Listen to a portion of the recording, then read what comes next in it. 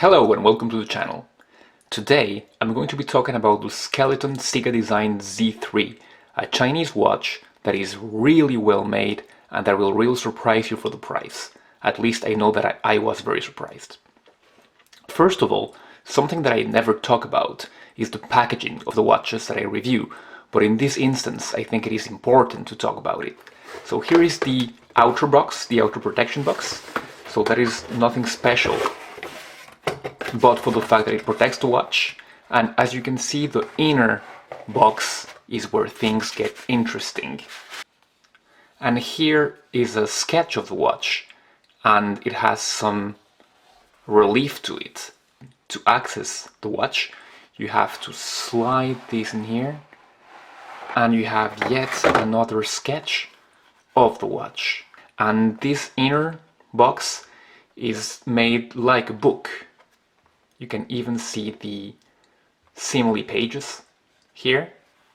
And that is very nice because you can store it on your bookshelf and it will not take room or anything. And here's the way the watch is presented. You just open it and look at that. From right there, you can already see the watch. Here you have all the awards that this company has won with its numerous designs. And here is the way the watch is presented. So first of all, you've got the watch right there that you could already see by this loophole right here. And you've got two choices of straps. The first is the rubber strap, and the second one is a leather strap that I haven't yet used for one simple reason, and it's because it's not very nice and I don't think it goes with the design of the watch. But still, it's nice that I put it there, and it's quick release as well. The other strap is also quick release, as you can see, which is a blessing with these watches. So let's put the watch together and we'll get right into the review. So let's start by the obvious. This watch resembles very much a Richard Mille. With the shape of the watch, with the industrial design and the skeletonization, this is very much a Richard Mille inspired watch. And that is not a bad thing if you like the style, the boldness of Richard Mille and don't want to part with 150,000 euros, or cannot, as 99% of us. Well, you can get these for 200 euros and experience a bit of what it's like to own such a timepiece. And let me tell you that for the price, this is not a bad watch at all. First, let's talk about dimensions. These watches with the tonneau shapes wear differently, so bear that in mind as I speak about the dimensions. But the width of the watch is 41 millimeters. The lug to lug is 48 millimeters, and the thickness is 12.3 millimeters. Okay, if this will ever focus, okay. And the lug width is 22 millimeters. So, as I said, I will show you a wrist shot later, and you will see that this wears very differently than a round watch of the same dimensions would. In any case, so let's first talk about what first greets your eye when you look at this watch, and that would be the skeletonization of the watch, and of course that seagull movement in there. And let me tell you that the skeletonization for the price is very well made. It's a very tricky thing to make a skeleton watch for a company, because if you don't put the means in it, it can very quickly look cheap.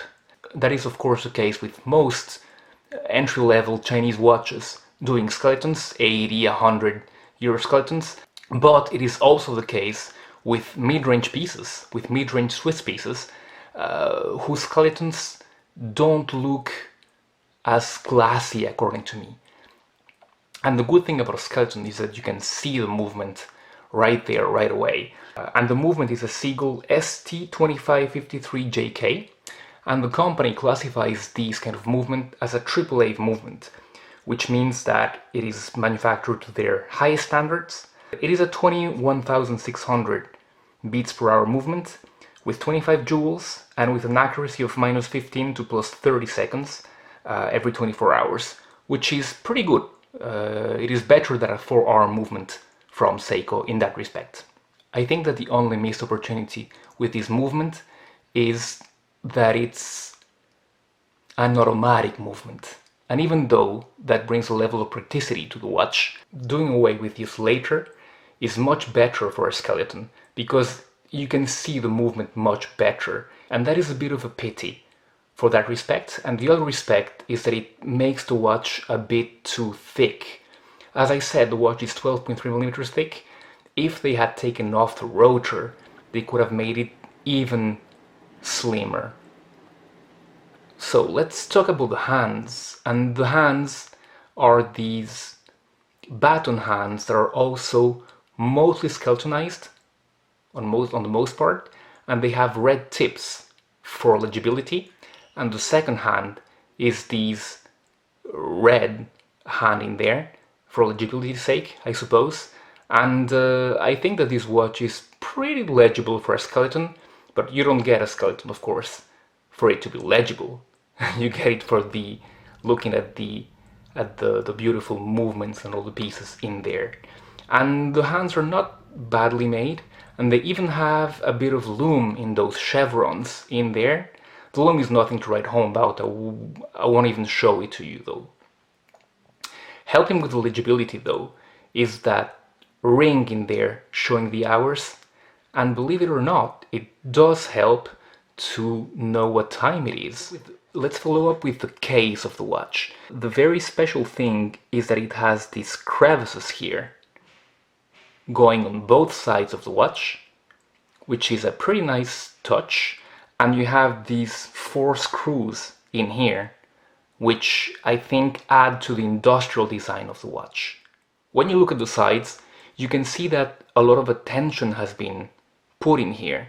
The crown, which is signed C for Cigadesign, is protected by these 2, let's call them crown guards. There are 3 kinds of finishing on the side of the watch. You have polishing, you have a bit of brushing, and you have sandblasting. And same thing on the other side. And the other side of the watch is signed Cigadesign. I don't usually like these, but here, let me tell you that it's made in a pretty good way. The sunken part, which is very subtly sunken, is sandblasted. So the Cigadesign protrudes a bit from that part, from that sandblasted part, as do the 3 horizontal lines on each side of the text, which has a very nice effect and catches the light very well. According to me, this watch punches way above its league and its price point, but of course it does have some flaws. And I believe the first flaw is the wearability of this watch. So here's the watch on my 6.5-inch wrist, 16.5 centimeters, and as you can see, it wears, the tonal shape makes it that it wears big for a 41 millimeter across. And here's what the 41.5 millimeters or in Camaso looks like on my wrist. So as you can see, a big difference explained solely by the shape of these watches. So let's wrap it up. For about 200 to 220 euros, you get a lot. You get a good skeletonized watch. You get a movement that is nice and reliable. You get nice quality brushing. You get a sapphire crystal, at least in the front. And you get a little bit of the vibe of what it's like to be a Richard Mille owner. What you lack is a little bit of wearability. What you lack is a little bit of visibility, what would have been possible by taking the rotor off. But all in all, these are small niggles compared to what you get with this watch. And I believe that at the price asked, it is a very good watch. And for myself, I am quite impatient to see what they come with next. I know that they have made this watch in titanium, and that is pretty good and all, but it's the same watch. So let's see what Cigadesign come up with next. So with that said, don't forget to like and subscribe to the channel if you like this video, to keep them coming. And don't hesitate to comment on the comment section what you would like to see next, what you thought of the review, what you think of this watch, would you consider buying this watch? And thank you very much, stay safe, and I'll be seeing you in the next one. Goodbye.